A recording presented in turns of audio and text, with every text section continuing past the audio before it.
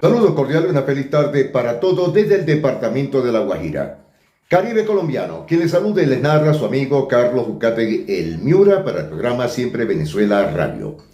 Un saludo cordial al director Alan Ernesto Peralta, al equipo de producción y por supuesto a la audiencia que nos sigue día a día los 365 días del año. Hay un tema que yo he querido conversar desde hace tiempo y es el momento de ver la realidad de lo que está pasando con nuestros migrantes, sobre todo en los Estados Unidos de Norteamérica, en la ciudad de Miami, en Houston, en El Paso, en Chicago, en Detroit, donde vemos con mucha insutileza total del trato que están llevando los connacionales con los migrantes que están llegando en los últimos tiempos. Ahí también un punto crítico es que muchos de estos migrantes que hoy día tienen entre 8, 9, 10 hasta 12 años en Norteamérica salieron, según ellos, bajo el fundamento del asilo político. Pero muchos de ellos, a los que yo conozco y a otros que no conozco en absoluto, han dicho que pidieron asilo político sencillamente por estar en las marchas, en las guarimbas, etc. He visto que muchos partidos políticos en el pasado, en esta década, entregaron muchas cartas de solicitud de asilo y les indicaban que tenían que, por supuesto, enviar una carta del partido como reconociéndolos como activistas políticos, donde fueron amenazados, etcétera, por cantidades.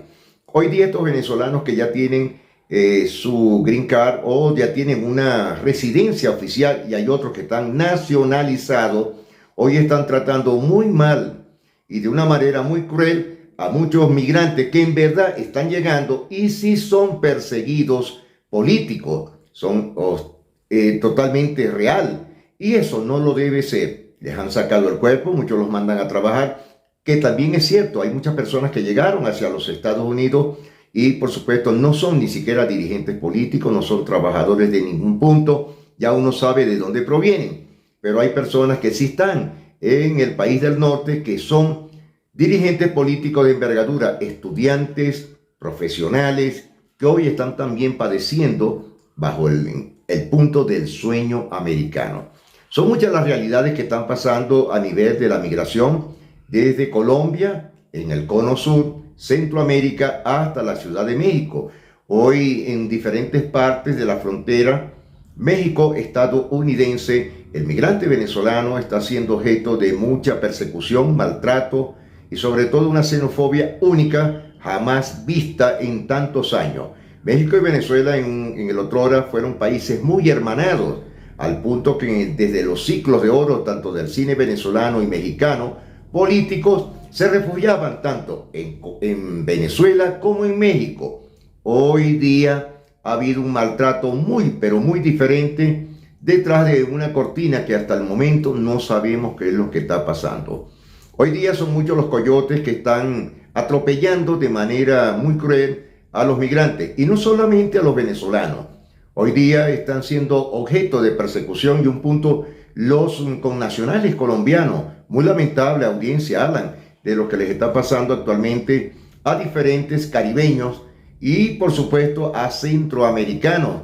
Y estamos hablando de nicaragüenses, hondureños que han salido hacia el norte de América. Y esto da mucho que pensar, que están haciendo los dirigentes políticos de cada país y por supuesto los derechos humanos internacionales que hasta el momento no han dicho nada. Gracias a la Iglesia Cristiana, a la Iglesia Católica y a varias organizaciones, ONG que están en la frontera con México, que están apoyando a estos migrantes, a estos caminantes que han salido desde Venezuela, han salido hacia Colombia. De Colombia han pasado el terrible, la selva del tapón del Darién entre Panamá y Colombia y de ahí seguir por toda Centroamérica hasta llegar a México.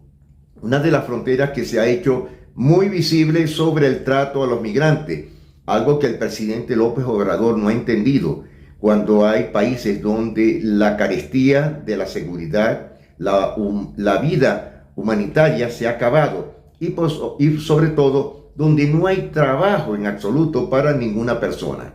Esto ha pasado con los connacionales venezolanos, muy tétrico, muy difícil, sobre todo en esta situación. También han padecido el rigor de esta xenofobia nuestros hermanos colombianos, donde están resistiéndose a ese maltrato, tanto como turistas, que es lo más importante de esto, este punto, que el connacional venezolano es poco el que ha ido como turista, pero el connacional colombiano sí ha ido como turista y ha tenido un maltrato tanto en sitios turísticos, hoteles, restaurantes, etc. Esto deben definirlo las cancillerías porque esto trae más complicaciones a los puntos de vista de nuestro mundo hispanoamericano. Muy triste, muy lamentable y por supuesto muy delicado, ya que hasta el momento no se ha definido absolutamente nada. Un punto crítico que han tenido los venezolanos también es la gravedad sobre los documentos de identidad. Ni siquiera en México, en la embajada, que por cierto la rige Francisco Javier Arias Cárdenas, embajador en el país azteca, ha tenido consideración alguna para poder definir con una estrategia de entregarle los documentos, así sean las cédulas de Venezuela, porque para nadie es un secreto que cuando llegaron estas famosas maquinitas, las tenía la gente del Frente Francisco de Miranda y en un segundo tenías tu cédula ya en la mano. Hoy día son miles de cosas de lo que están pasando y que por cierto salió de nuevo un punto desde el SAIME, cómo legalizar ahora o obtener una cédula de identidad, donde tienes que tener hasta un permiso de una carta de residencia hoy del Consejo Comunal de donde tú vives. Algo increíble e insólito totalmente para un país que ha tenido de todo, una situación migrante horripilante que causa conmoción en todos los aspectos. Ahora mi pregunta es, y el que no tenga un sector donde viva o algo, o esté de paso, se le pierde la cédula, ¿cómo hace esa persona? Tendría que estar llamando al estado donde él vive para que le entreguen su carnet o su cédula de identidad permanente. Es decir, que es algo totalmente rudo para todos los venezolanos, al igual que el problema del SAIME durante el transcurso de esta semana, que yo lo digo a mi juicio personal, están arreglando las fichas políticas electorales con el desarme por una semana del sistema integrado de migración venezolana. Esto da mucho que pensar, no es la primera vez que pasa, desde hace 24 años se para el sistema electoral, el REC no aparece, siguen los votantes y por supuesto aparecerán varios muertos.